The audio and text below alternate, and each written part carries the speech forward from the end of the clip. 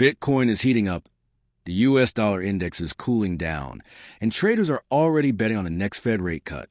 Let's break down what this means for crypto right now.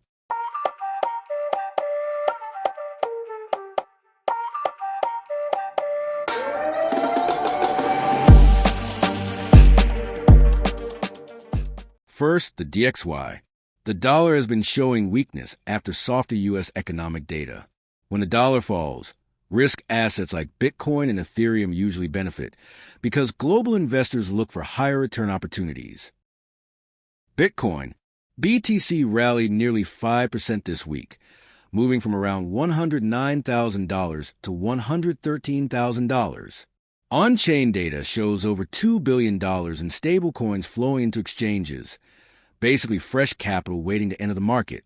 And finally, the Fed rate cut odds. After the weak non-farm payroll report, traders now price an 88% chance of a rate cut in the upcoming meeting. Lower rates usually mean more liquidity, weaker dollar, and stronger momentum for crypto. So, if the dollar keeps falling and the Fed confirms rate cuts, Bitcoin may be setting up for a bigger breakout. The question is, will this be the push that takes BTC to a new all-time high? Let me know what you think in the comments. Thank you so much for watching. If you found this video helpful, please don't forget to like, share with your friends, and subscribe to the channel.